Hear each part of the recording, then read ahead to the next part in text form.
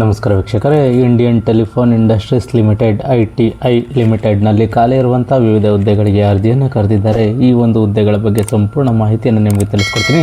Video skip ಮಾಡ್ದಂಗೆ ಪೂರ್ತಿ ವಿಡಿಯೋವನ್ನು ನೋಡಿ ವೀಕ್ಷಕರೇ. ಇಂಡಿಯನ್ ಟೆಲಿಫೋನ್ ಇಂಡಸ್ಟ್ರೀಸ್ ಲಿಮಿಟೆಡ್ನಲ್ಲಿ ಖಾಲಿ ಇರುವಂತಹ 215 ಹುದ್ದೆಗಳಿಗೆ ಅರ್ಜಿಯನ್ನು ಕರೆದಿದ್ದಾರೆ. ಇದು ಜಾಬ್ ಲೊಕೇಶನ್ ಎಲ್ಲಿ ಅಂತಂದರೆ ಅಲ್ಲೆಲ್ಲ ನಿಯೋಜನೆಯನ್ನು ಮಾಡ್ತೀವಿ ಅಂತೇಳಿ ಒಂದು ಮಾಹಿತಿಯನ್ನು ನೀಡಿದ್ದಾರೆ. ಹಾಗಾದರೆ ಯಾವೆಲ್ಲ ಹುದ್ದೆಗಳು ಖಾಲಿ ಇದ್ದಾವೆ ಅಂತೇಳಿ ವಿವರವಾಗಿ ನಾವು ನೋಡೋದಾದರೆ, ಯಂಗ್ ಪ್ರೊಫೆಷನಲ್ ಗ್ರಾಜ್ಯುಯೇಟ್ ವಿಭಾಗದಲ್ಲಿ 43 ಹುದ್ದೆಗಳು, ಯಂಗ್ ಪ್ರೊಫೆಷನಲ್ ಟೆಕ್ನಿಷಿಯನ್ ವಿಭಾಗದಲ್ಲಿ 62 ಹುದ್ದೆಗಳು, ಯಂಗ್ ಪ್ರೊಫೆಷನಲ್ ಆಪರೇಟರ್ ವಿಭಾಗದಲ್ಲಿ 71 ಹುದ್ದೆಗಳು, Young professional journalist HR finance marketing ವಿಭಾಗದಲ್ಲಿ 35 ಹುದ್ದೆಗಳು, ಯಂಗ್ ಪ್ರೊಫೆಷನಲ್ ಆಫಿಷಿಯಲ್ ಲ್ಯಾಂಗ್ವೇಜ್ ವಿಭಾಗದಲ್ಲಿ 4 ಹುದ್ದೆಗಳು ಖಾಲಿ ಇದ್ದಾವೆ ಅಂತೇಳಿ ಒಂದು ಮಾಹಿತಿಯನ್ನು ನೀಡಿದ್ದಾರೆ.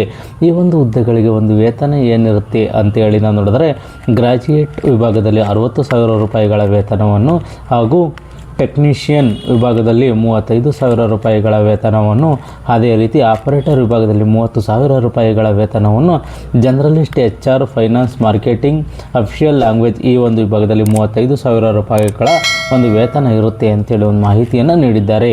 ಈ ಒಂದು ಹುದ್ದೆಗಳಿಗೆ ಒಂದು ಎಜುಕೇಷನ್ ಏನಾಗಿರಬೇಕು ಅಂತೇಳಿ ನಾವು ನೋಡೋದಾದರೆ, ಗ್ರಾಜ್ಯುಯೇಟ್ ಈ ಒಂದು ವಿಭಾಗದಲ್ಲಿ BTech MCA MSc MBA ಎಜುಕೇಷನನ್ನು ಮಾಡಿರೋರು ಅರ್ಜಿಯನ್ನು ಸಲ್ಲಿಸಬಹುದಾಗಿರುತ್ತದೆ. ಟೆಕ್ನಿಷಿಯನ್ ಈ ಒಂದು ವಿಭಾಗದಲ್ಲಿ ಡಿಪ್ಲೊಮಾ BCA BSc ಎಜುಕೇಷನನ್ನು ಮಾಡಿರೋರು ಅರ್ಜಿಯನ್ನು ಸಲ್ಲಿಸಬಹುದು.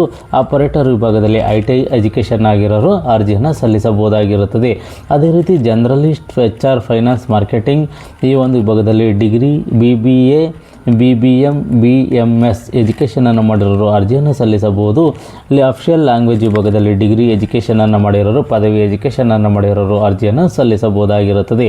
ಈ ಒಂದು ಹುದ್ದೆಗಳಿಗೆ ಒಂದು ವಯೋಮಿತಿ ಏನಿರುತ್ತೆ ಅಂತಂದರೆ 35 ವರ್ಷದೊಳಗಡೆ ಇರೋರು 35 ವರ್ಷದೊಳಗಡೆ ಇರೋರು ಅರ್ಜಿಯನ್ನು ಸಲ್ಲಿಸಬಹುದಾಗಿರುತ್ತದೆ. ಈ ಒಂದು ಹುದ್ದೆಗಳಿಗೆ ಈ ಒಂದು ಇಲಾಖೆಯ ಪ್ರಕಾರ ಇಂಡಿಯನ್ ಟೆಲಿಫೋನ್ ಇಂಡಸ್ಟ್ರೀಸ್ ಲಿಮಿಟೆಡ್ ಈ ಒಂದು ಇಲಾಖೆಯ ಪ್ರಕಾರ ಒಂದು ವಯೋಮಿತಿ ಸಡಿಲಿಕೆ ಇರುತ್ತೆ ಅಂತೇಳಿ ಒಂದು ಮಾಹಿತಿಯನ್ನು ನೀಡಿದ್ದಾರೆ. ಈ ಒಂದು ಹುದ್ದೆಗಳಿಗೆ ಯಾವುದೇ ರೀತಿಯ ಅರ್ಜಿ ಶುಲ್ಕ ಇರುವುದಿಲ್ಲ, ಫ್ರೀಯಾಗಿ ಅರ್ಜಿಯನ್ನು ಸಲ್ಲಿಸಬಹುದು ಅಂತೇಳಿ ಒಂದು ಮಾಹಿತಿಯನ್ನು ಇವರು ನೀಡಿದ್ದಾರೆ.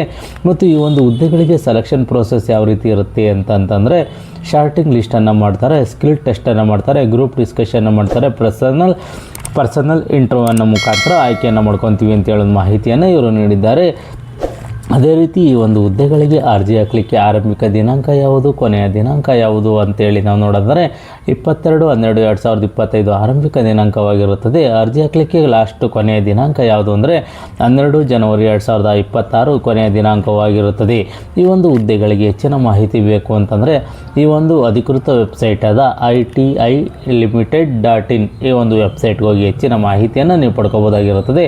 ಯಾರು ಈ ಒಂದು ಹುದ್ದೆಗೆ ಅರ್ಜಿಯನ್ನು ಸಲ್ಲಿಸಬೇಕು ಅಂದ್ಕೊಂಡಿದ್ರೆ, ಈ ಒಂದು ದೂರವಾಣಿ ಇಲಾಖೆಯಲ್ಲಿ ಹುದ್ದೆಗಳನ್ನ ಮಾಡಬೇಕು ಅಂದ್ಕೊಂಡಿದ್ರೆ ಈ ಒಂದು ನೋಟಿಫಿಕೇಷನನ್ನು ಸಂಪೂರ್ಣವಾಗಿ ಓದಿ ನಿಮಗಿದು ಸೂಕ್ತ ಅನಿಸಿದ್ರೆ ಮಾತ್ರ ಈ ಹುದ್ದೆಗಳಿಗೆ ಅರ್ಜಿಯನ್ನು ಸಲ್ಲಿಸಿ. ಅರ್ಜಿ ಸಲ್ಲಿಸಲಿಕ್ಕೆ ಕೊನೆಯ ದಿನಾಂಕವರೆಗೂ ಕಾಯ್ಕೋಬಿಡು. ಮುಂಚಿತವಾಗಿ ಅರ್ಜಿ ಸಲ್ಲಿಸಿ. ಈ ಒಂದು ಮಾಹಿತಿ ಇಷ್ಟವಾದರೆ ಸಬ್ಸ್ಕ್ರೈಬ್ ಮಾಡಿ, ಶೇರ್ ಮಾಡಿ, ಲೈಕ್ ಮಾಡಿ.